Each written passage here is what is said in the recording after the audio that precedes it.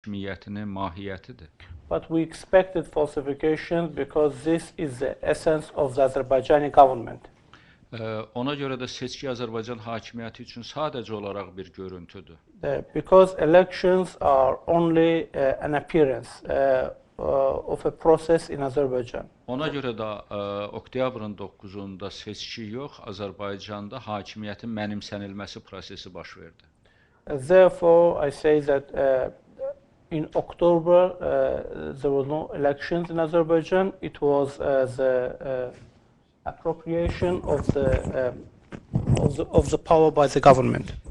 Və Azərbaycan Konstitusiyasının 6-cı maddəsinə görə hakimiyyətin bir şəxs, bir partiya, hansısa bir qrup tərəfindən mənimsənilməsi Azərbaycan xalqına qarşı törədilmiş ən böyük cinayətdir. According to the Constitution of Azerbaijan, the usurpation of power is one of the greatest crimes as defined by the Azerbaijani legislation. Ona görə də əsl həqiqətdə ayın 9-unda seçki yox, Azərbaycan xalqına qarşı bir cinayət törədildi. What took place in October was not elections but a crime to Azerbaijani people. Bu Azərbaycanda yeridilən siyasətin məntiqi yekunu idi. And at the same time, this was a logical continuation of the current policy in Azerbaijan. Əgər biz 10 il ərzində Azərbaycana rəhbərlik edən İlham Əliyevin yeritdiyi siyasətə diqqət yetirsək, 2003-cü ildən 2010-cu ilə qədərki dövrə diqqət yetirsək, Azərbaycanda avtoritarizmin trayektoriyası gözümüzün qabağında olar. If we just pay attention to the 10-year rule of Ilham Aliyev in Azerbaijan, starting from 2003 up to 2013, we will see a trajectory of authoritarianism in Azerbaijan. 2003-cü ildə hakimiyyətə gələndə İlham Əliyev Qurana və Konstitusiyaya əl basdı ki, o hamının prezidenti olacaq. In 2003, when Ilham Aliyev came to power, he took oath on Quran and the Constitution that he would be president to all citizens of the country. Amma 2013-cü ilin prezident seçkiləri ərəfəsindəki çıxışında o artıq Azərbaycan millətin, xalqını iki yerə böldü. But in 2013, he already divided the Azerbaijani people themselves into two parts. Və o yüksək tribunadan müxalifətin düşmən olduğunu elan etdi. And he declared the opposition to be enemies. Bu Yeni Azərbaycan Partiyasının seçki qabağı qurultayında baş verdi. This took place at the pre-election congress of the ruling New Azerbaijan Party. Bu ölkənin dövlət və hakimiyyət qurumlarının müxalifətin üzərinə total hücuma keçməsi üçün bir mesaj idi. That was a message and a command to all the government offices and the ruling party structures to go on a total assault on the opposition. Mən 2003 ilə 2013-ü müqayisə ona görə etdim ki, 2003-cü ildə hələ neft gəlirlərinin böyük axını müşahidə edilmirdi. I made this comparison between 2003 and 2013 because in 2003 there was not that much influx from the oil revenues into the Azerbaijani economy. Neft gəlirləri artdıkca hakimiyyət avtoritarlaşdı. As the oil revenues increased, the Azerbaijani government became more and more authoritarian. Və korrupsiya Azərbaycanın siyasi, iqtisadi, milli və mənəvi həyatının bütün sahələrini əhatə etməyə başladı. And the corruption covered all the spheres, all the fields of the Azerbaijani economy and politics. Və bugün Azərbaycanda korrupsiyadan kənar həyat yoxdur. Today, there's no sphere of life in Azerbaijan which is not touched by corruption. Bu korrupsiya və neft gəlirləri hakimiyyəti və şəxsən İlham Əliyevi zənginləşdirdiyi halda biz əhalinin geniş kütlələrinin yoxsullaşmasının şahidi oluruq. This corruption, these oil revenues, enrich Ilham Aliyev and his family personally. But as these revenues grow, we see impoverishment, more and more impoverishment among the Azerbaijani people. Ümumi tendensiya ondan ibarət oldu The ki, general tendency is that neft gəlirləri artdıqca əhali yoxsullaşdı. as the oil revenues increase, the people are more impoverished. İşsizlik, hüquqsuzluq, ədalətsizlik Azərbaycan cəmiyyətinin bütün sferalarında hökm sürməyə başladı. Unemployment, arbitrariness, lawlessness is currently haunting all spheres of life in Azerbaijan. Ölkənin iş qabiliyyətli əhalisinin təxminən 50% ölkəni tərk etmək məcburiyyətində qaldı. Approximately half of the working force of the country have fled the country. İstəyirəm nəzərə alasınız ki, bunlar həm də seçicilər idi. I want you to take into account that these were voters too. Əgər 50% seçici ölkədə yoxsa, seçici fəallığı necə 72% ola bilər? If half of the voters are not even in the country, how can you have 72% voter participation in the elections? Əslində seçkilərdə həm ATƏT-in Varşava bürosunun, həm Milli Şuranın apardığı müşahidələrə görə müəyyən edildi ki, 20% vətəndaş iştirak edir. According to the monitoring of the elections by the OSCE and by our National Council, the conclusion is the same, that approximately 20% of the population participated in this vote. Yer gəlmişkən bu son illər üçün ən yuxarı göstərici idi. And I also have to note that this is the highest participation number in recent years. 3 il əvvəl parlament seçkilərində bu göstərici 14%-ə bərabər idi. 3 years ago, during the parliamentary elections, the voter participation was 14%. Bundan artıq elan olunanlar hamısı falsifikasiyanın artırdığı rəqəmlərdir. Any numbers which are declared above this number is an inflation created by falsifications. Ona görə də bütövlükdə Azərbaycan vətəndaşları bu 20% seçkilərə çıxmışdı. O da Milli Şuranın apardığı kampaniya nəticəsində müəyyən bir aktivliyə nail olunmuşdu. Even this 20% participation was largely due to the campaign led by National Council. Və bu 20%-in təxminən 60%-dən bir qədər çoxu Milli Şuraya, 18% isə Yeni Azərbaycan Partiyasının namizədi kimi İlham Əliyevə səs vermişdi. Approximately 60% of those who actually voted voted for us, and approximately 18% of those who voted for İlham Əliyev. Birinci dəfə idi ki, ATƏT-in seçki hüquqları və Varşava bürosu seçkilərə mənfi rəy verdi. This was the first time that OSCE, ODIHR Election Monitoring Mission gave a very radical statement against the conduct of the election. Proses sizə aydın olmaq üçün mən son 5 il ATƏT-in rəyinin deməli pozuntu göstəricilərini sizə xatırlatmaq istəyirəm. Just to show the difference between different OSCE assessments of the elections in Azerbaijan during the past years, I will give you the percentage of the violations noted in those reports. 2008-ci ilin prezident seçkilərində bu 23% idi. In 2008, the reported violations by OSCE was 23%. 2010-cu ilin parlament seçkilərində ATƏT-in rəyinə görə pozuntuların səviyyəsi 32% idi. In 2010, again according to the OSCE report, the violations were 32%. 2013-cü il prezident seçkilərində bu pozuntular artıq 58%-ə çatdı. And during the presidential elections of 2013, these violations reached the level of 58%. Görürsünüz, tədricən Azərbaycan xalqı Azərbaycan seçicisi öz hakimiyyətini formalaşdırmaq hüququndan uzaqlaşdırılır.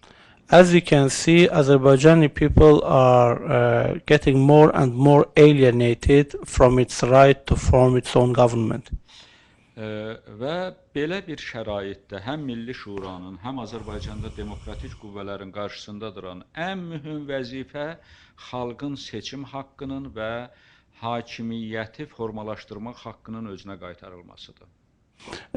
At this point, number one task of the National Council and the opposition is to return this alienated right of forming its own government to the people of Azerbaijan.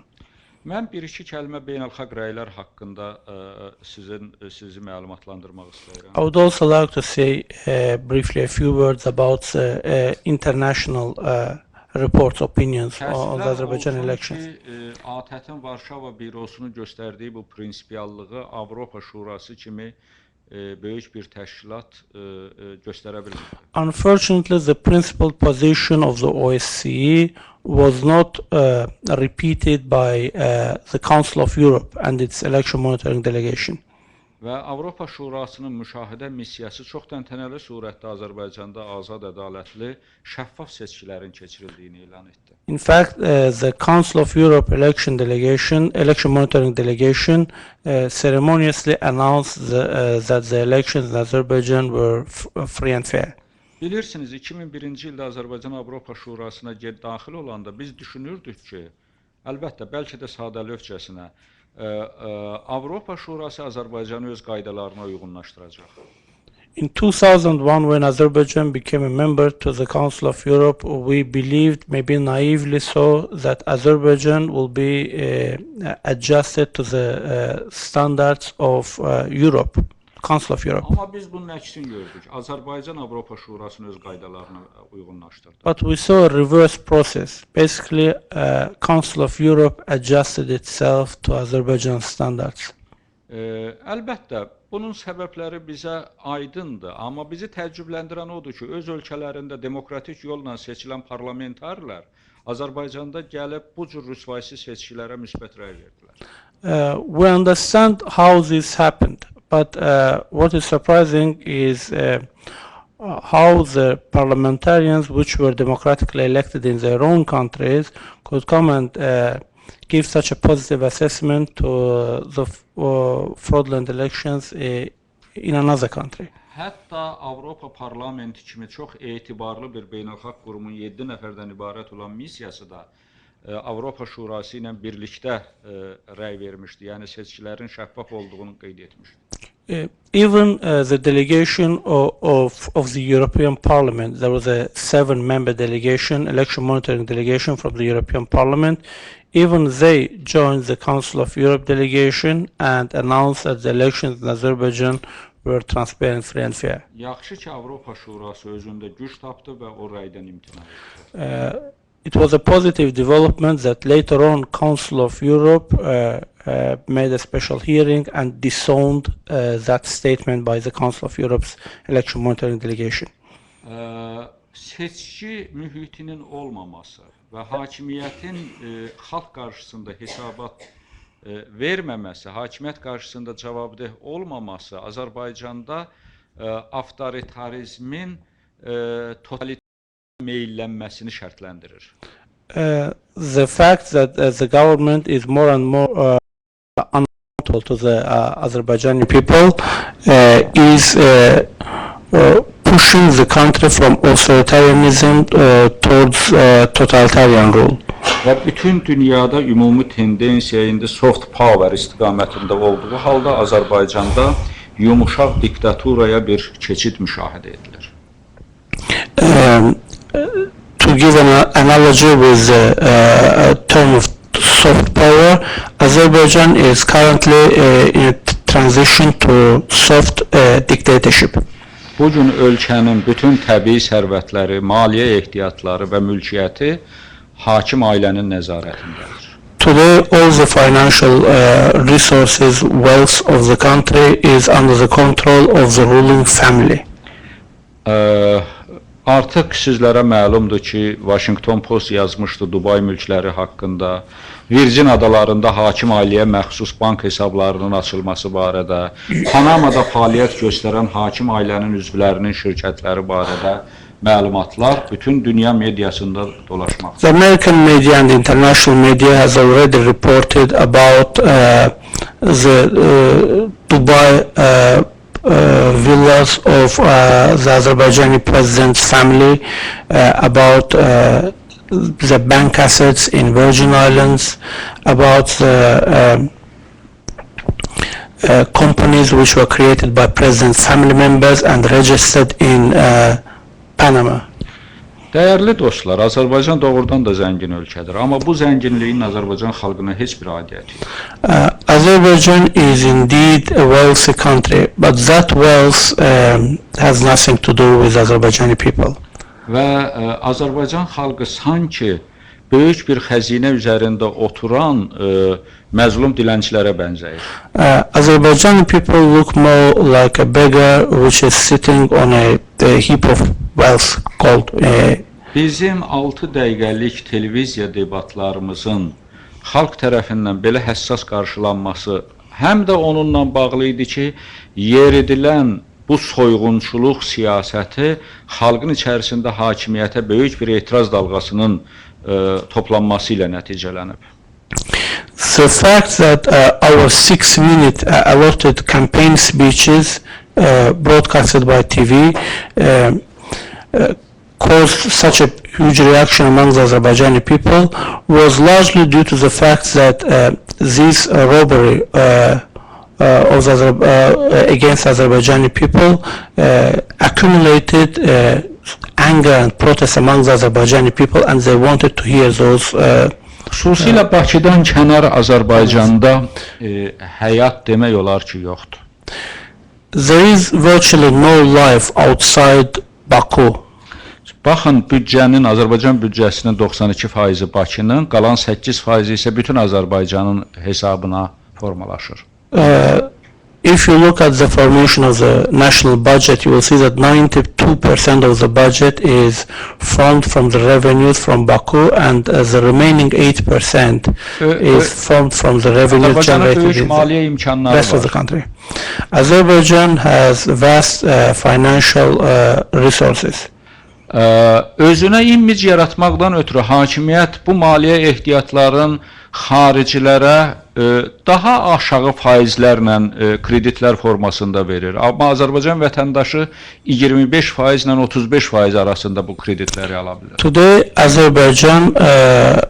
Azerbaijani government financial structures offer bank loans to foreign entities, corporations with less interest rates than to its own citizens. Azerbaijani citizens can take loans at interest rates as high as 25-30%. Belə illik faizlərlə nə orta xırda biznesi, nə də kənd təsərrüfatını inkişaf etdirmək olmaz. Of course, with such huge interest rates, neither small businesses nor agriculture can be developed. Min illər boyu kənd təsərrüfatı hesabına yaşayan Azərbaycanda bugün torpaq gəlirsiz sahəyə çevrilir. For thousands years, Azerbaijan have lived due to its agricultural business, and today agriculture has turned into a field of economy which generates no revenue. Hakim elita qanunsuz idxaldan böyük pullar mənimsədiyi üçün ölkənin kənd təsərrüfatının, orta və xırda biznesinin inkişafına böyük maneçilik törədir. Because the Azerbaijani government and people related to the government generate huge income from the import operations, they are not interested in the agricultural production sphere. Ərzində birinci dəfə idi ki, Azərbaycan prezident seçkilərinə siyasi məhbuslarla getdi.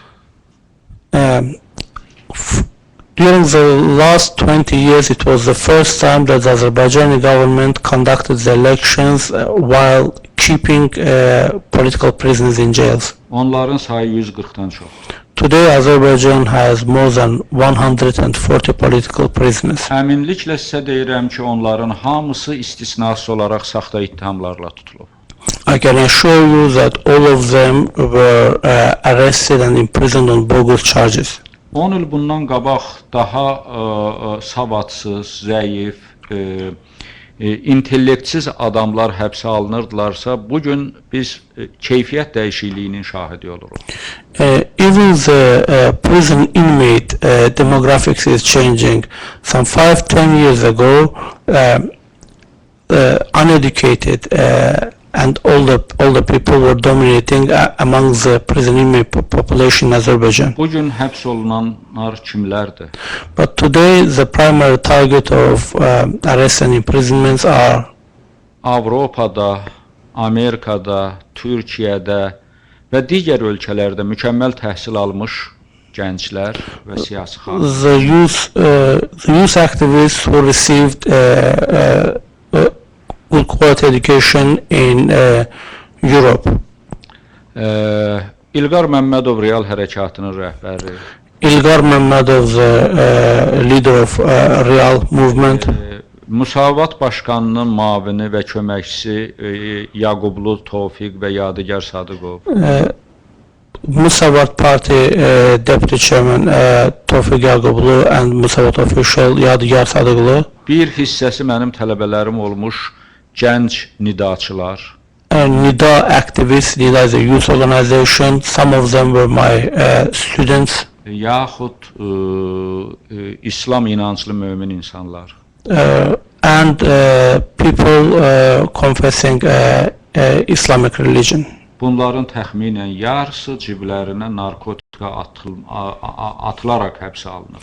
About half of them were arrested by planting drugs in their pockets. Mən hərdən yarı zarafat, yarı gerçək bunu mən televiziya çıxışlarımda da dedim. Bizim hakimiyyət narkotikaya yaman uyub. And that's why I jokingly said that our government is addicted to drugs.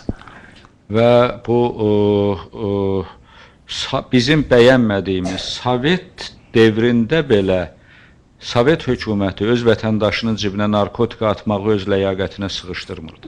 Even the Soviet government shied away from arresting its political opponents by planting drugs in their pockets. Və bir neçə kəlmə mən Qarabağ mövzusunda demək istəyirəm. And a few words about Karabakh. Bilirsiniz ki, 20 ildən çoxdur ki, bu problem davam edir. For about 20 years, this problem have been continuing. Və 20 ildən artıqdır ki, Qarabağ özü və Qarabağ ətrafındakı Azərbaycan torpaqları Ermənistan tərəfindən işğal altına alınıb. And for about 20 years, Azerbaijan territories have been under the Armenian occupation. Təəssüf ki, bu istiqamətdə aparılan səylər bir nəticə vermir. And there are fruitless efforts in this direction. 20 ilə yaxındır ki, 30-dan artıq prezidentlər arasında görüşlər keçirilib. There have been more than 30 meetings among presidents of the countries to solve this problem. Minsk qrupu və onun həmsədrlik institutu bu problemlə məşğuldur. The OSCE Minsk group has been involved in mediation between the countries. Amma təəssüf ki, problemin həllinin əlamətləri də görsənmir. But the problem is not reaching any near towards solution. Milli Şura olaraq bizim yanaşmamız ondan ibarətdir ki, Qarabağ probleminin həlli ilk növbədə Azərbaycanın və Ermənistanın demokratikləşməsindən keçir. At the National Council, we think that the solution to Karabakh problem passes through democratization of both Azerbaijan and Armenia. Faktiki olaraq Azərbaycanda hakimiyyətin heç bir qanadı legitim deyil. At this point, none of the wings of the Azerbaijani government is legitimate. Avropa ATƏT-in Varşava bürosunun rəyi prezident hakimiyyətinin legitimliyini şübhə altına aldı. ATƏT-in Varşava bürosunun, yəni seçim OSCE ODIHR election report questions the legitimacy of the presidential elections. Azərbaycan parlamentinə seçkilərlə bağlı mandat alverinin dəhşətli məqamlarının açılması parlamentin legitimliyini şübhə altına aldı. The exposing of scandal related to the sales of the parliamentary seats in Azerbaijan questioned the legitimacy of the parliamentary elections in the country. Və müstəqil məhkəmə fəaliyyətinin olmaması. And the fact that there are no independent courts in Azerbaijan bütövlükdə hakimiyyətə qeyri-legitimlik verir. Gives the total illegitimacy to all branches of government in Azerbaijan. Ərazisi işğal olunan bir ölkənin hakimiyyəti korrupsiyaya qurşanıbsa, burada işğaldan azad olma barədə söhbət gedə bilməz. If the government, if the country with occupied territories have got authoritarian government, on top of all, these territories under occupation can never be freed. Beynəlxalq danışıqlarda İlham Əliyev və onun hökuməti Qarabağın azad olunması üçün ölkənin imkanlarından özünün hakimiyyətdə qalması üçün istifadə etdi. İlham Aliyev used the Karabakh negotiations in its negotiations with the international powers to protect his own power. Mənim çox qısa olaraq sizə çatdırmaq istədiyim ümumi tezislər bunlar idi. This is what I briefly wanted to say before the discussions. Lütfən suallarınızı gözləyin. I'm ready for questions. We'll take a couple of questions at a time, two questions at a time. And if you want to ask a question, please raise your hand and you'll be approached with a microphone, and then we'll give a chance to Dr. Asanli to respond.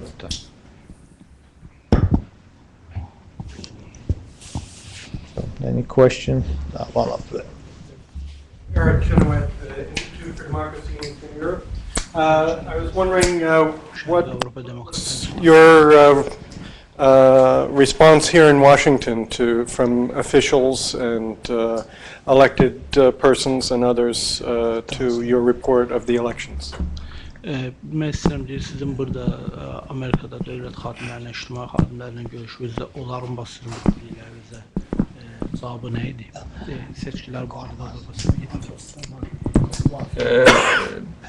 Bilirsiniz, burada artıq bir həftədir ki, mənim müxtəlif deməli Konqresdə, Senatda, Freedom House-da bəzi deməli idarələrdə çox əhəmiyyətli görüşlərim olub.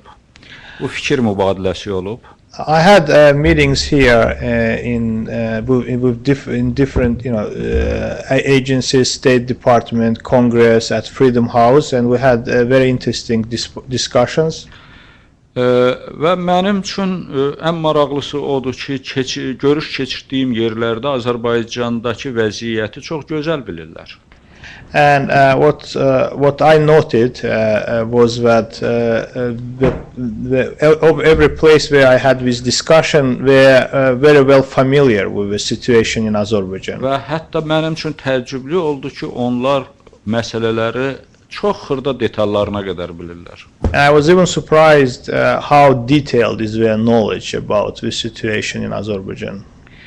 Əlbəttə, demokratiyanın müdafiəsi, insan haqlarına hörmətlə yanaşılması, iki tərəfli münasibətlər baxımından müəyyən fikirlər səsləndirildi.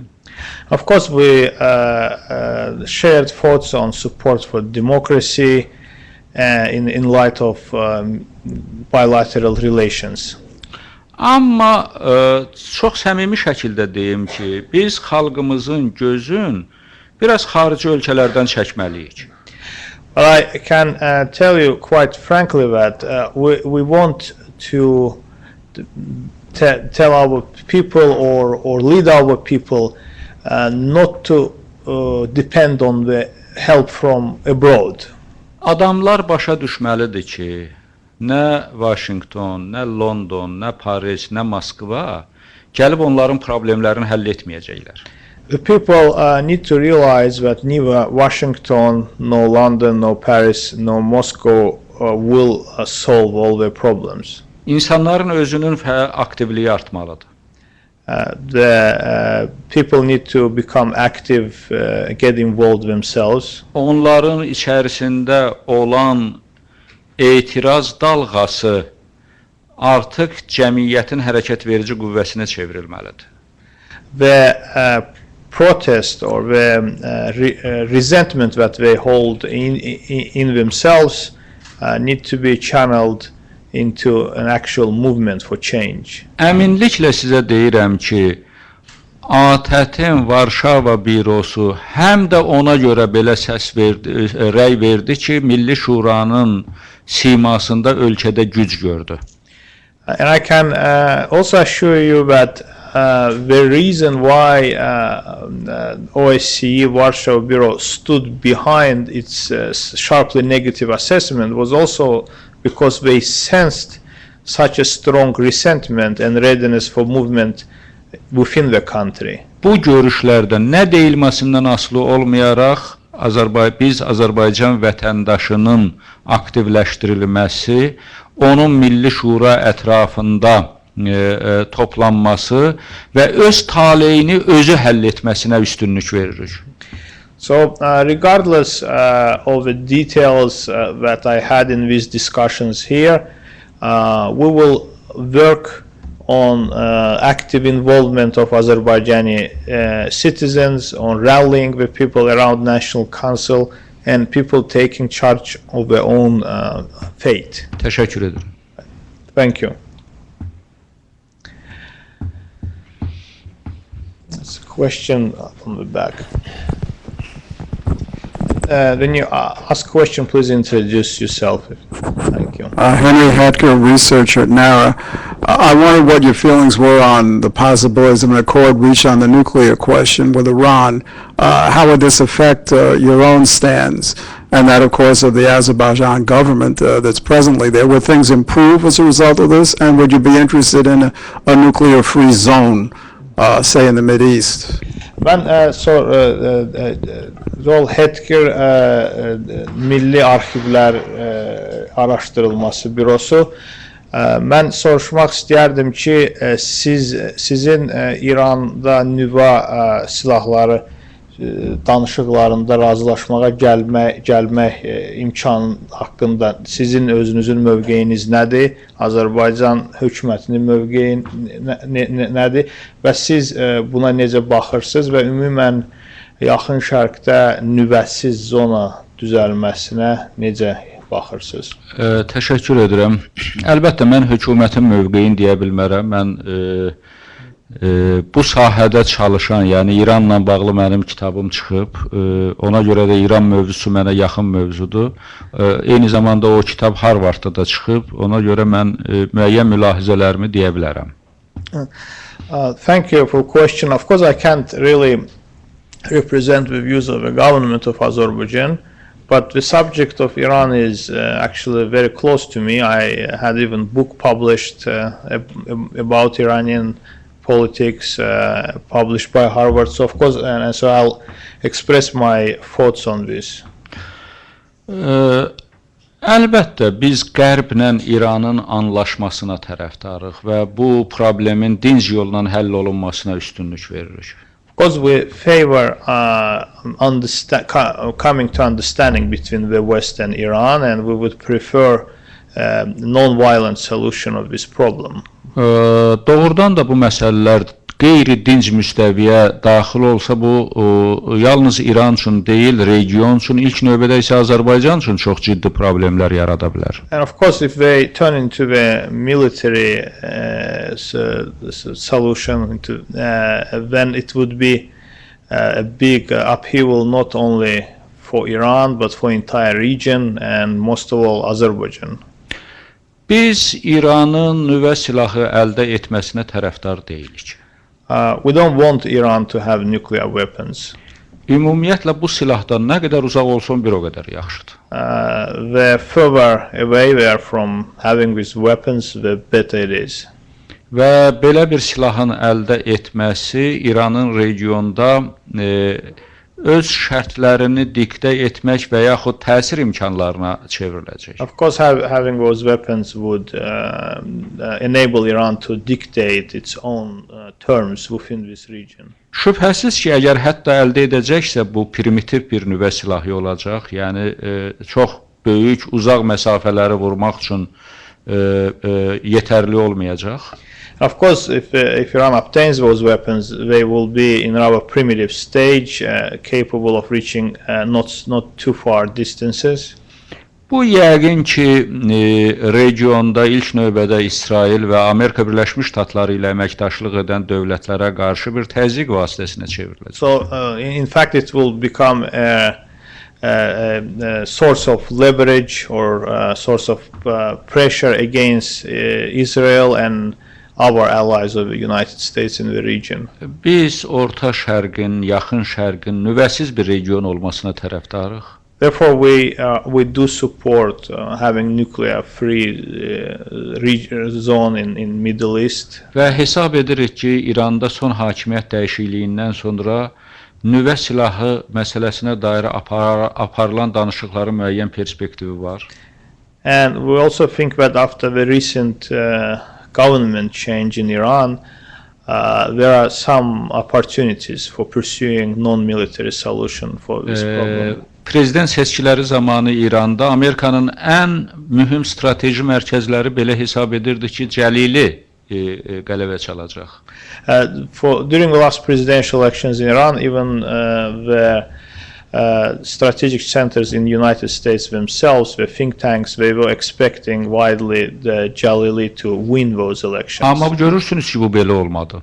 But we all witnessed that it turned out different. Və qərb təhsilli Həsən Ruhani hakimiyyətə gəldi. And Western educated Hassan Rouhani actually won the elections. Və ilk dəfə olaraq dini lider Xamneyi qərblə nüvə silahı barədə danışıqlar aparmağa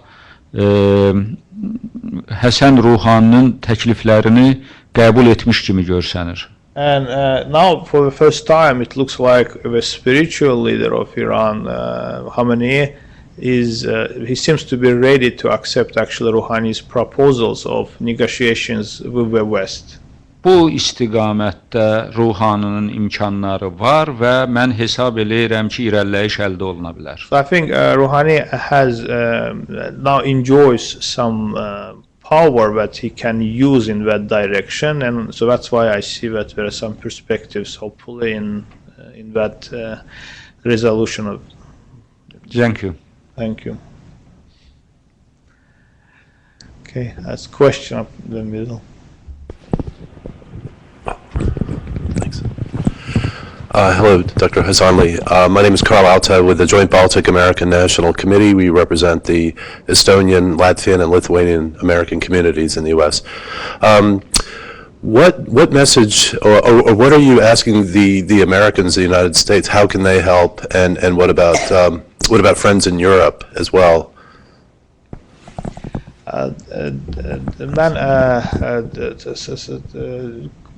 Amerikan, Baltik millətlərin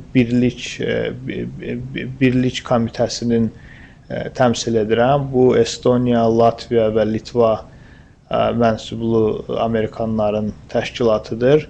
Mən istəyərdim ki, sizdən soruşum ki, siz Amerikadakı və Avropadakı dostlarınızdan nə cür kömək gözləyərdiniz, nə cür kömək edə bilərdilər sizə?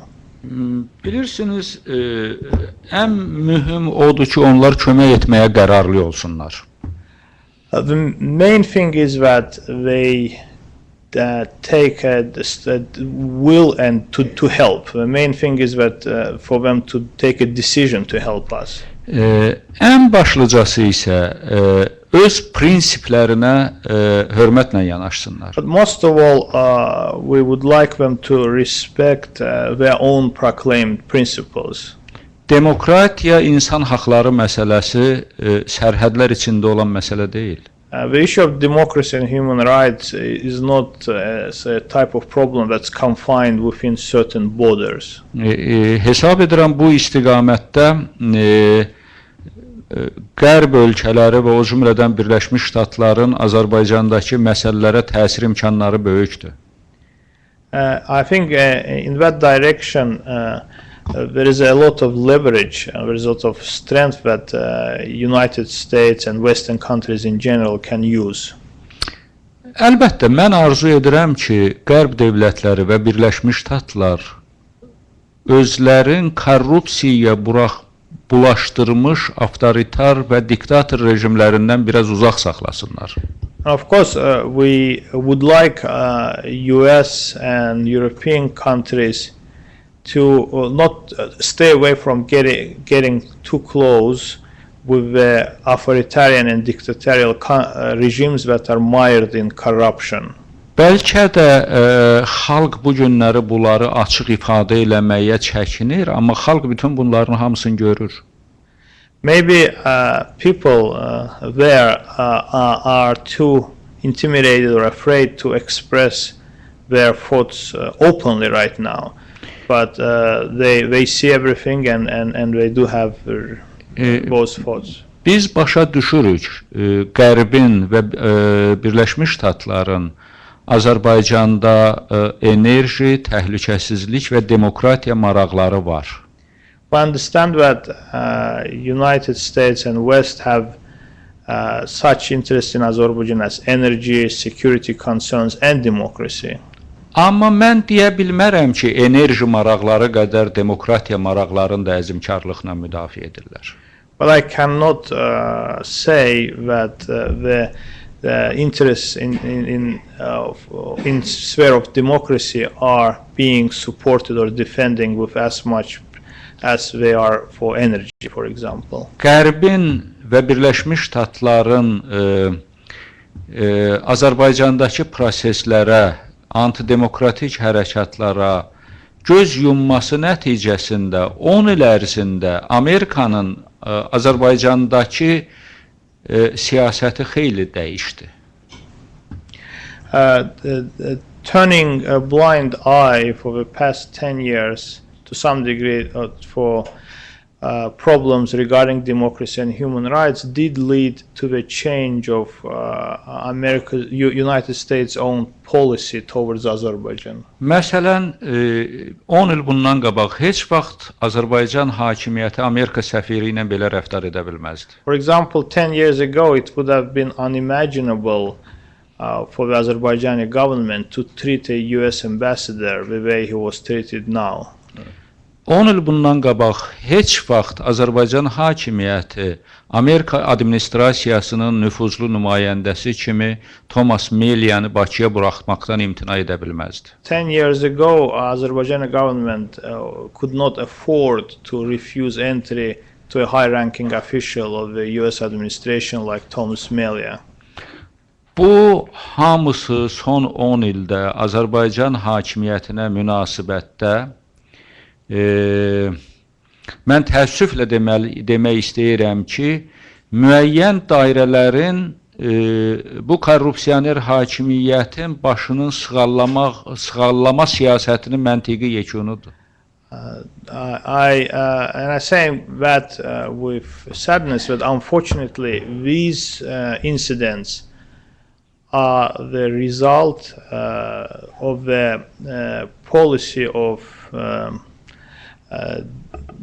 a soft policy of approach towards this dictatorial government, appeasement of this dictatorial government that is mired in corruption by certain circles in the West. Moskvada mer seçkiləri göstərdi ki, hər nə qədər pis olsa Rusiya hakimiyyəti müxalifətin 36% səs qazandığını etiraf etdi. The mayoral elections in Moscow, for example, showed that as bad as it is, the Russian government at least was capable of recognizing that the opposition candidate got 37% of the vote. At least they settled on that number. Necə olur ki, Rusiyaya qarşı Magnitski qanunu qəbul olunur və bu Azərbaycanda seçki saxtakarlığı ilə məşğul olan dairələrə şamil edilir? So it's then puzzling that Magnitsky Act is applied against the Russian government while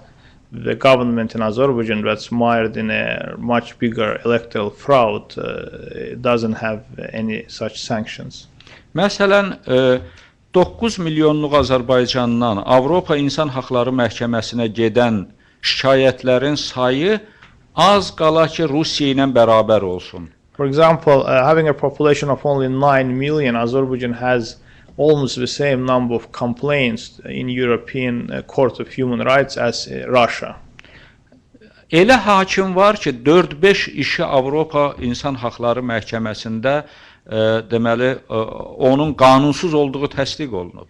There are some judges in Azerbaijan who had verdicts in at least 4 to 5 cases which were overturned in European Court of Human Rights. Və belə hakimlərə qarşı, yəni bu cür öz peşəsinə hörmət etməyən, insan haqlarına hörmət etməyən hakimlərə qarşı bu azad ölkə həmin qanunu, Magnitski qanununu qəbul etsə, əlbəttə bunun ictimai fikrə güclü təsiri ola bilər. For example, if this free country, United States, applies Magnitsky Act against such judges, such officials in Azerbaijan who use their profession to repeatedly infringe on human rights, that would have a strong effect. Yaxud Amerika hakimiyyəti, konqresi, senatı, administrasiyası çox vaxt Azərbaycanda hakimiyyətlə müxalifət arasında balanslaşdırılmış siyasət yeritməyə çalışır. Another example is that on many instances the US government and Congress try to thread a balanced policy towards both Azerbaijani government and the opposition. Xırtdəyə qədər, boğazına qədər korrupsiyanın içərisində olan, insan haqlarına hörmət etməyən dairələrlə demokratiya uğrunda mübarizə aparan dairələrin balanslaşdırılması elə də yaxşı nümunə deyil. And it doesn't maintaining a balance in approach towards a dictatorship mired up to its neck in corruption and the forces that actually fighting for democratic values does not set a good example, doesn't look good. Məsələn, mən hesab edirəm ki, ATƏT-in Varşava bürosunun yekun rəyi elan olunduqdan sonra Konqresin Helsinki komitəsi çox maraqlı bir dinləmə keçirdə bilər. For example, in a more concrete terms, I think that since after the final results of OSCE Warsaw Bureau findings on elections would be announced, I would like to see a Helsinki Commission of the Congress to hold hearing on that. Amma bundan qabaq may ayında seçki qabağı briefingdə faktiki olaraq Helsinki komissiyası Azərbaycan hakimiyyətinə daha üstünlük verdi, nəinki Milli Şuraya. And I can also say that unfortunately before the elections, during the briefing, Azerbaijani government was provided more voice actually at the briefing than the National Council at the Helsinki Commission.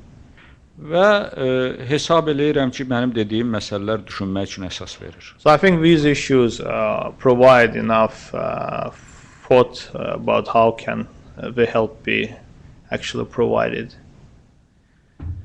Thank you. Thank you. My name is Samir Yehzadeh, member of NIDA. My question is like that. What's your future plans for next months? For example, next year, because this question is very important to us. How it's like how we can support you, how we can do something for you, and future plans is very important to hear. Okay, thank you. Mən Nida hərəkatındanam. Mən sizə sual vermək istəyərdim ki, sizin gələcək, üzümüzə gələn ildə konkret olaraq planlarınız nədir və xüsusilə biz necə kömək eləyə bilərik sizin işlərinizdə? Təşəkkür eləyirəm. Əlbəttə, Milli Şura oktyabrın əvvəllərinə qədər bilavasitə seçki məsələləri ilə məşğul oldu. Thank you for the question. And of course, the National Council up to the day of elections was involved directly with the issues related to the vote, to the elections.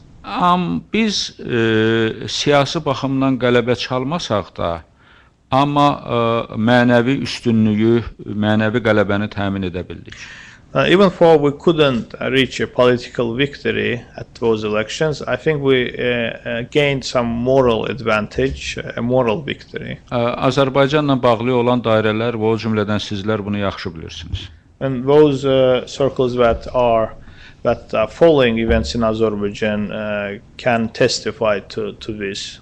Biz Azərbaycan hakimiyyətin öz ictimaiyyətindən və beynəlxalq ictimaiyyətdən gizlin inaugurasiya keçirtməyə məcbur edə bildik. We forced the Azerbaijani authorities to conduct an inauguration process almost in secret from their own people and from international community, a speedy inauguration process.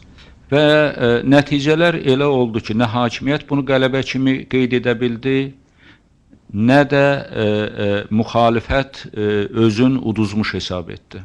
So we got to a situation where the government was not capable to fully celebrate its victory. Neither the opposition is ready to accept its defeat. Bundan sonraki fəaliyyətimiz əlbəttə ki, Milli Şuranın reorqanizasiyası, onun daha da güclənməsi, ona yeni qüvvələrin, xüsusilə gənclərin axınının təşkil edilməsi və Milli Şuranın Azərbaycanda demokratiya uğrunda mübarizə aparan, bu korrupsioner hakimiyyətə qarşı dayanan başlıca güc mərkəzi kimi formalaşdırmaq. So our future activities will be focused on reorganizing National Council, strengthening it, and turning the National Council into the center of strength for all forces, especially involving youth groups and others, and becoming a center of strength for all forces who fight for establishment of democracy in Azerbaijan and fight against the corrupt authoritarian regime. Biz Azərbaycanın qərblə və Birləşmiş Ştatlarla enerji, təhlükəsizlik sahəsində olan əməkdaşlığın demokratiya əməkdaşlığı ilə də tamamlamaq fikrindəyik. Our goal is to complete the existing cooperation between Azerbaijan and the West in security and energy, to complete that relation with also cooperation in democracy. Və bütövlükdə Milli Şura Azərbaycanın yerin qərbdə görür. Our vision for Azerbaijan's place in the world is as a part of the West.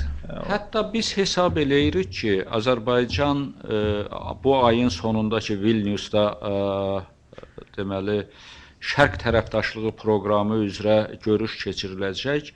Bu görüş Azərbaycana unikal imkanlar verir və o bu imkanlardan yararlanmalıdır.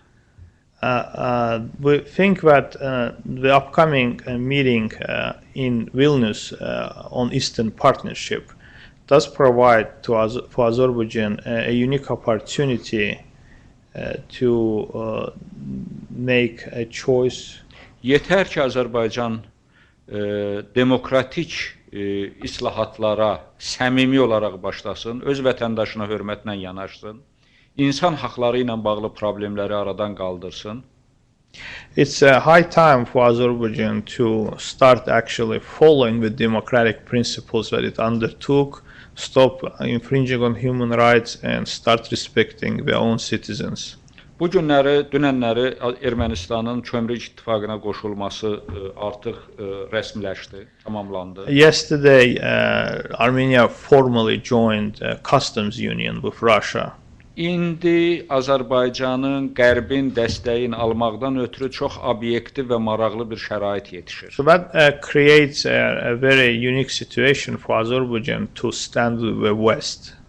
Və hətta Qarabağ probleminin həlli ilə bağlı. Even that can even also affect the prospects for Karabakh problem resolution. Rusiyanın təzyiqlərinə baxmayaraq Azərbaycan Vilniusa getməlidir və Şərq tərəfdaşlığı proqramına qoşulmalıdır. I think Azerbaijan should join that summit in Vilnius on Eastern Partnership and disregard any pressure that might come from Russia. Qərbin dəstəyinə nail olmağın indiki anda çox maraqlı bir yoludur. Sadəcə olaraq burada cəsarət lazımdır. So it's a good opportunity to obtain support from the West and support Western interests. It just requires a leadership and courage from Azerbaijani government. Vilniusun imkanlarından Azərbaycan səmərəli istifadə etsə, Azərbaycanın qərbə, Qarabağın da Azərbaycana yolu açılmış olar. If Azerbaijan uses this opportunity properly, then Azerbaijan's own path to the West and Karabakh's path towards Azerbaijan can be reopened. Gələn ildə isə müəyyən biz müzakirələr aparacağıq və bir fəaliyyət proqramı təsdiq edəcəyik. We will continue our own discussions, internal discussions throughout next year, and we will release a more detailed program on our future direction as well. Təşəkkür. Thank you.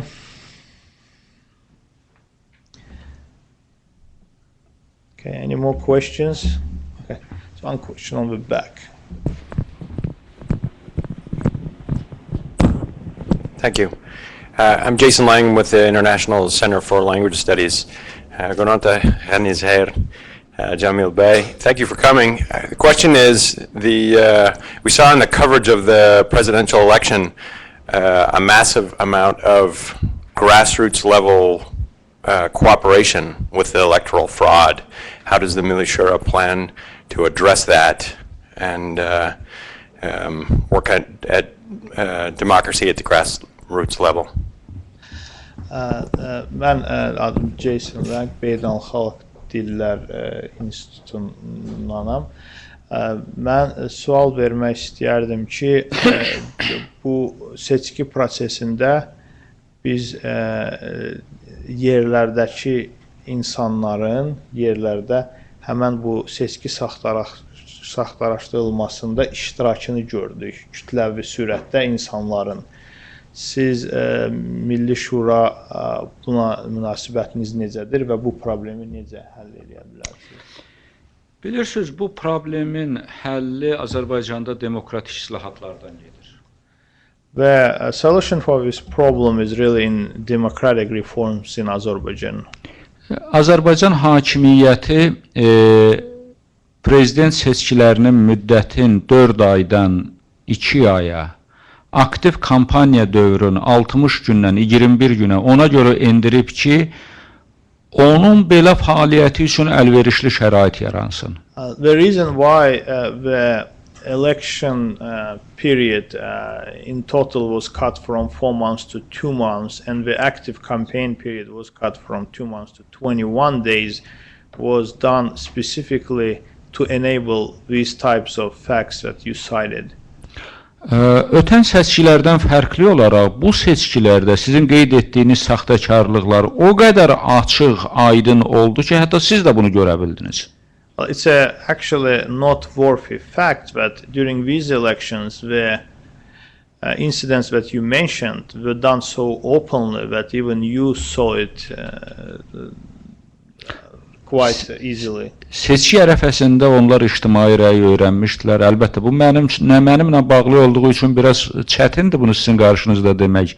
Bizim televiziya debatları doğrudan da cəmiyyətdə ciddi rezonans doğurmuşdu. The authorities were aware of the sentiments of the population before the elections.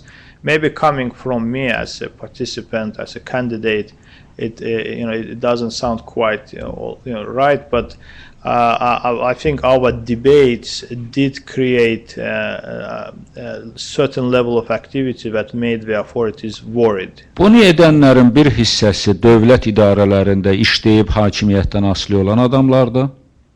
So the people whom you saw involved in that fraud, some of them are officials who work for government organizations and government structures. İkinci bir hissəsi isə bunu pulla edirlər.